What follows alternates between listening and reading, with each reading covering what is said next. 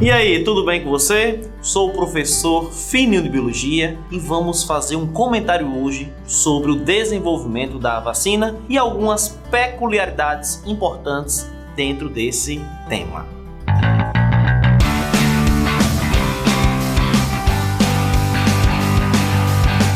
Sabemos que dentro da imunologia, mais especificamente na biologia, a vacina ela é de extrema importância no que diz respeito à questão da imunidade. Mais precisamente, no dia 8 de maio de 1980, a Organização Mundial da Saúde mostrou que estamos livres da varíola, uma virose que matou cerca de 300 milhões de pessoas no século XX. A varíola em si é uma virose provocada por um vírus de DNA que provoca erupções cutâneas no paciente, podendo levar o indivíduo à morte. A sua transmissão se dá através de secreções, contato direto com o determinado paciente. A vacina ela foi descoberta pelo médico e naturalista Jenner, utilizando justamente secreções bovinas e inoculando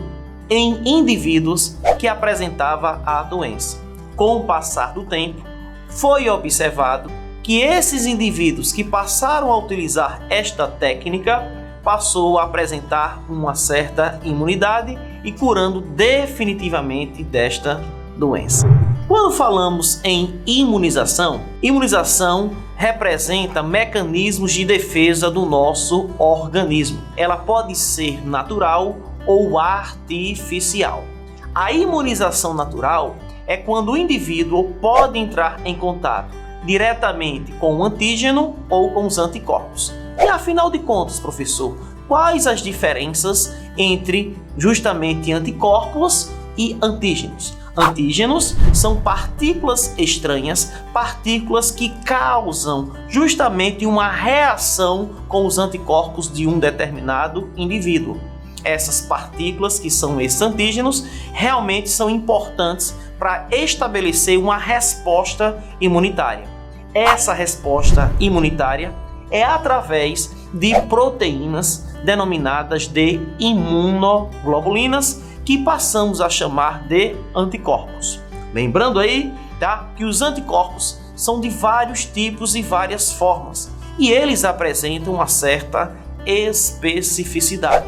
Então vamos ter o IgA, IgG, IgE, IgM e o IgD. Nessa imunização natural, o indivíduo em si apresenta uma imunidade importante, principalmente quando você entra em contato com a própria doença, ou seja, entrando em contato com o antígeno.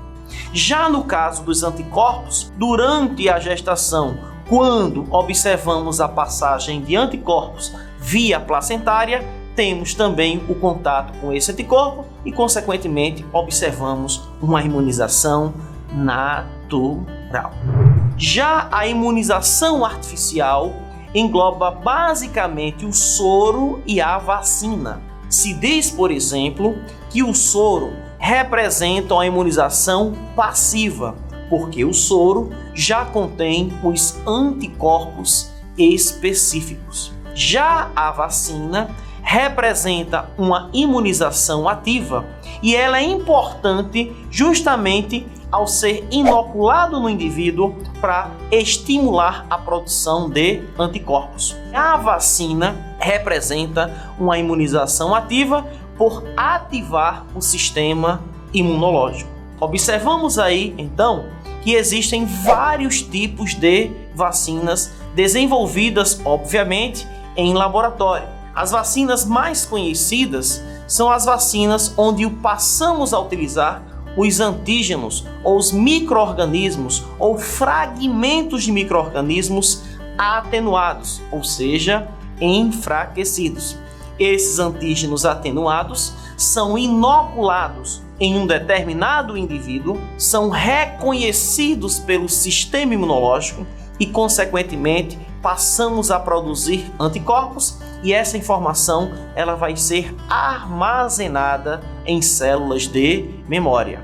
Ou seja, Esse tipo de imunização é uma imunização ativa, por isso que se diz que a vacina ela é preventiva. E existem as vacinas produzidas a partir do DNA recombinante, onde fazemos um sequenciamento desse material genético e passamos a produzir, a induzir o organismo a produzir anticorpos. Então, para fazer o sequenciamento, é necessário digitalizar pequenos trechos do genoma para que os nucleotídeos possam ser lidos separadamente. Como a quantidade de bases em geral é muito grande, a análise é feita com o auxílio de recursos computacionais de bioinformática. Depois que cada um dos nucleotídeos é examinado, é possível remontar a sequência na ordem correta com o auxílio de algoritmos específicos. Por isso, o avanço da tecnologia tornou possível processar genomas em menor tempo. Elas permitem desde saber como agir diante daquele micro-organismo, dependendo de quão infectante ele é, até criar vacinas para combatê-los.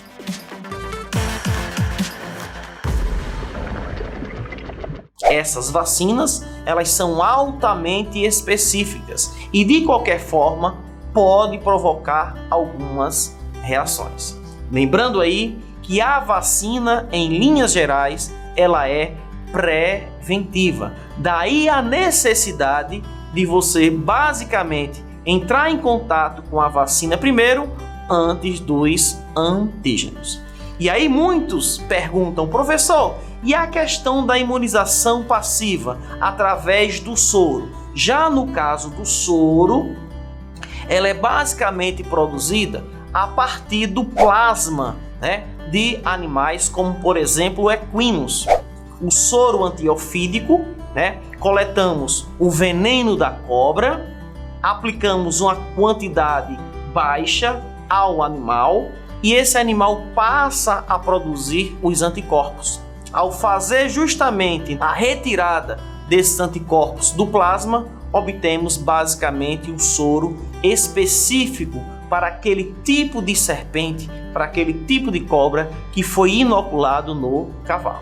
Então não esqueça, a imunização passiva é quando passamos a utilizar o soro, ou seja, a sorologia, por apresentar os anticorpos. E no caso da vacina, passamos a utilizar a imunização ativa por ativar o sistema imunológico e, consequentemente, é um método preventivo. Então veja, pessoal, a importância da vacina no que diz respeito à questão epidemiológica. Quando falamos de surto, o que vem a ser um surto? Surto é uma doença repentina que surge em uma área restrita. Este surto em si pode se espalhar em áreas adjacentes, em áreas vizinhas e se tornar uma epidemia. Então, a epidemia em si atinge várias pessoas em um curto espaço de tempo. Tanto o surto quanto a epidemia pode ser controlado por controles sanitários ou através de medicamentos ou vacinas. Já no caso de uma doença endêmica, é aquele tipo de doença que é frequente em uma determinada região e você pode adquiri-la ao longo do ano. Temos um exemplo clássico de endemia no Brasil, é a febre amarela na região da Amazônia. Você pode adquirir essa doença em qualquer época do ano, mas não esqueça que a própria vacina ela vai ser importante para o controle dessa doença. E quando basicamente a epidemia chega a um descontrole e atinge vários continentes, chegamos à pandemia, onde basicamente estamos no cenário atual. Então a pandemia é justamente uma doença de âmbito mundial. Uma das melhores formas de controle dessas doenças seria basicamente a vacinação e também a questão preventiva. E aí, gostou do vídeo? Não esqueçam de dar o like e compartilhar esse vídeo com seus amigos. Ainda não é inscrito? Se inscreva, ative o sininho para receber as novidades no nosso canal. E para ficar por dentro desse e de outros assuntos, dá um play no Já Passei.